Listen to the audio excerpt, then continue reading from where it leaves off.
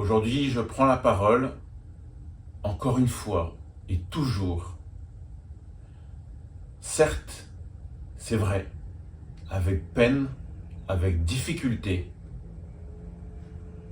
je vous l'assure, ce n'est pas des parties de rigolade, mais de poursuivre, de continuer à parler pour dénoncer, afin que les responsables réagissent et cessent de faire des choses ignobles. Aujourd'hui, nous sommes le 18 juillet 2022. Dans la réalité, nous sommes le 18 juillet 2024. Mais dans mon cœur, dans mon cerveau, dans mes douleurs, dans mes verres de vin ou verres de gin bu tous les soirs, oublions cela un instant. Encore une fois, cela n'est pas à l'ordre du jour, mais de vous informer la réalité de la puissance ignoble, sale, monstrueuse de la part des missions étrangères de Paris. Je ne sais pas si vous vous rappelez, mais en février 2024 dernier, en mars et en avril, avec mon petit camion, j'avais parcouru tout le Japon, en partie pour aller à la rencontre des paroissiens. Ce voyage n'était pas comme une personne de mon entourage, dont je ne veux pas citer le nom, mais cette personne m'a dit « Oh, tu fais un road trip, c'est bien, c'est super, c'est magnifique, tu as l'air heureux. » Non, ce n'était pas un road trip, c'était pas pour m'amuser, il n'y avait pas de plaisir. Non. Certes, bien sûr, j'étais heureux de m'évader, de retrouver ma nature que j'aime tant, de retrouver le calme, la neige, de vivre dans une certaine difficulté, de devoir lutter contre le froid, contre la solitude, contre. Ça fait partie de la vie que j'aime dans la nature. Seul. Ce n'était pas un road trip, ce n'était pas un voyage d'aventure, non. C'était pour toujours et toujours, continuellement, dans mes démarches de chemin, de vérité. Pourquoi les missions étrangères de Paris n'ont pas, dès le premier instant du 23 juillet 2022, pris leurs responsabilités comme il est nommé dans la Constitution des missions étrangères de Paris, fabriquée en 2010, revisitée en 2016, également citée dans la charte de déontologie de novembre 2020, mais aussi, comme cela va de soi, lors de crimes, lors d'abus de ce genre, où les faits doivent être dénoncés dans le pays où a eu les actes criminels. Dès la racine, les missions étrangères de Paris devaient m'accompagner à porter plainte, à me soigner dans mon pays où je vis, qui est le Japon. Que s'est-il passé après? Peut-être vous vous en souvenez. Le 5 mars 2024, il n'y a pas très longtemps, je me suis retrouvé à ma demande dans le bureau de Monseigneur Katsuya, du diocèse de Sapporo, où je lui ai demandé encore et encore et encore son aide. S'il vous plaît, aidez-moi, j'ai besoin de vous, j'ai besoin d'aide. C'est ainsi que Monseigneur Katsuya a accepté d'écrire une lettre dont vous pouvez prendre la connaissance via ma page YouTube, car cette lettre a été écrite de sa part et publiée sur le site du diocèse de Sapporo en japonais le 19 mars. Automatiquement, moi, j'ai traduit cette lettre où Monseigneur Katsuya est de mes côtés, est à côté de moi. Cette lettre, je l'ai donc publiée sur ma chaîne YouTube, vous pouvez la retrouver. Mais ce que personne ne pouvait s'imaginer, ni Monseigneur Katsuya, ni même moi, ni qui d'autre, je ne sais pas, c'est que les missions étrangères de Paris ont réagi. Mais pas dans le sens que l'on souhaiterait. C'est vraiment dommage. Car après cela, moi j'ai continué mon petit bonhomme de chemin avec ma petite auto. J'ai continué à traverser, à aller à la rencontre de demandes de justice, responsabilité, vérité, honnêteté. Je me suis rendu à la paroisse du responsable MEP Japon, Père François-Xavier Or. Après, je me suis rendu au Paris Mission étrangère de Tokyo et dans différents endroits autres du Japon et de Tokyo où certains missionnaires MEP sont. Oui, car il faut que la vérité éclate en pays de terre de mission. Ce n'est pas parce qu'ils s'appellent les missions étrangères de Paris, ce n'est pas parce qu'ils utilisent leur autorité, leur pouvoir et leur argent qu'il faut que les Asiatiques se taisent, que les victimes se taisent. Non, vous n'avez aucun droit là-dessus. Donc, les missions étrangères de Paris ont, le 8 avril 2024, écrit ce qu'on appelle dans le langage français, dois-je dire, ils ont publié un droit de réponse en indiquant que ce que Monseigneur Katsuya cite dans sa lettre concernant la victime n'est pas la stricte réalité. Ce document a été envoyé de la part des MEP à Monseigneur Katsuya en anglais.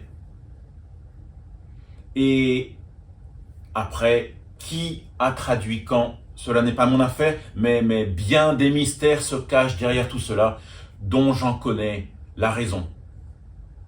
Je me les garde pour moi, pour un futur proche. Mais il ne faut pas 1 mois et demi pour traduire le document. Croyez-moi, non, ce n'est pas vrai.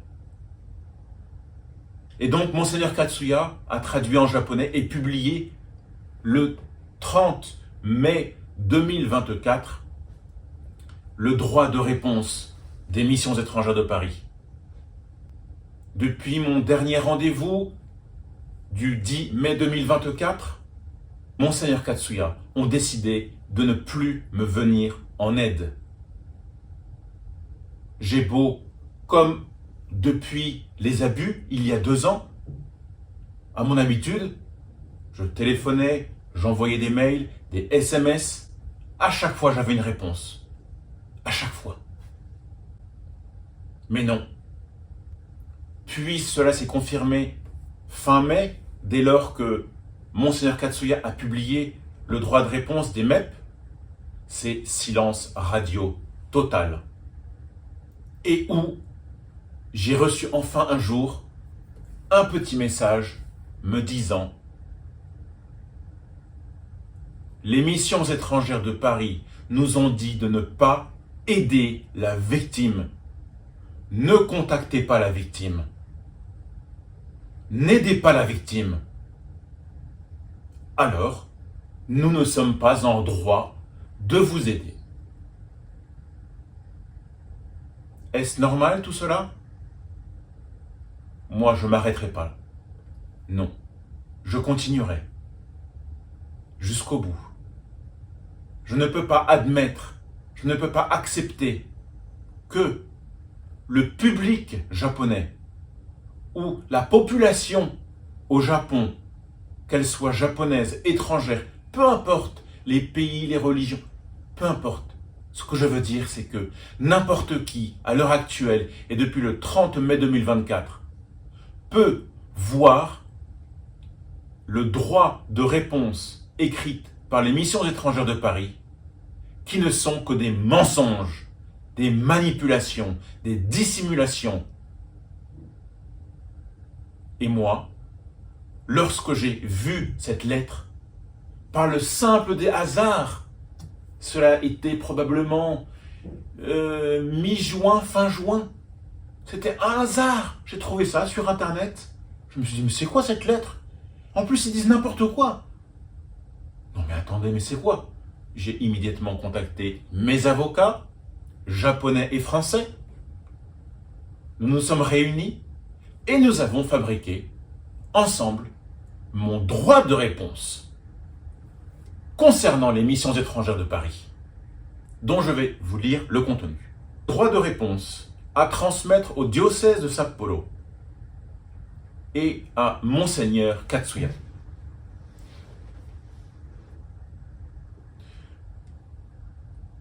Vous m'excuserez, mais il y a une bien triste réalité. J'ai perdu la vue avec ce de travail, de recherche, d'enquête, d'écriture, d'utiliser des iPhones, iPad et tout pour écrire. Oui, je ne suis plus capable de lire. Ça, c'est un très gros changement. C'est un choc pour moi. Donc j'ai besoin de lunettes maintenant, constamment. Je commence. Je suis l'avocate de Monsieur B, victime du père P. Monsieur B souhaite répondre à la publication des MEP du 8 avril 2024 qui comporte des informations contraires à la vérité et qui parlent de sa situation. Monsieur B vous demande de publier de la même manière que les MEP le communiqué suivant. Le 8 avril 2024, les missions étrangères de Paris ont fait publier un communiqué concernant Monsieur B, victime de violences sexuelles de nature criminelle de la part d'un prêtre des MEP. Monsieur B conteste l'aide et le soutien dont se prévaut les MEP à son égard dans ce communiqué. Monsieur B est considéré comme une personne vulnérable en France, au même titre qu'une personne handicapée. Les MEP sont à l'origine du départ du prêtre français du Japon, alors qu'il était résident japonais et que les faits se sont déroulés au Japon. Les MEP ont demandé à la victime de revenir en France alors qu'il est aussi résident japonais, y habitant avec sa femme et ses enfants. Les MEP n'ont pas alerté les autorités japonaises de cette situation. Une fois en France et après avoir été entendu par les MEP, Monsieur B n'a bénéficié d'aucun soutien par les MEP. Monsieur B s'est trouvé seul en France pour faire les démarches médicales, judiciaires et sociales sans aide des MEP dans un état traumatique avéré. Les MEP n'ont remboursé qu'une partie des dépenses de transport. La commission reconnaissance et réparation vers qui les MEP l'ont orienté n'était pas compétent pour s'occuper de son dossier.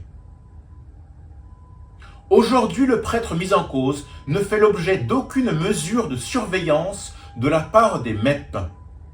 Et la victime n'a jamais été informée des mesures prises à cet égard. Si les MEP ont ouvert un audit, c'est parce que plusieurs anciens responsables ou prêtres de cette congrégation ont été mis en cause pour des faits de violence sexuelle. Monsieur B regrette que les missions étrangères de Paris n'aient pas informé le diocèse de Sapporo et les paroissiens de la gravité de la situation, ni essayé de soutenir la victime au Japon. Les MEP ont attendu 1 an et demi après le début de l'audit pour demander au diocèse de Sapporo si des personnes pouvaient apporter leur témoignage alors que l'audit se termine.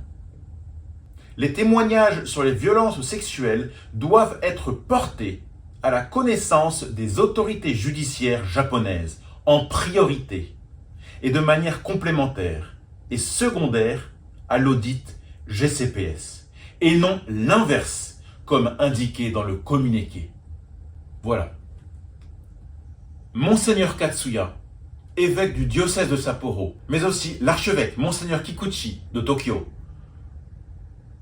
se refusent tous les deux, je le répète, depuis mai, de répondre à mes demandes d'aide et se refusent de publier mon droit de réponse public, soit sur le site du diocèse de Sapporo, soit d'en informer les enfants. Ils refusent tout, car ils me disent « Nous avons reçu l'ordre de ne pas te venir en aide. »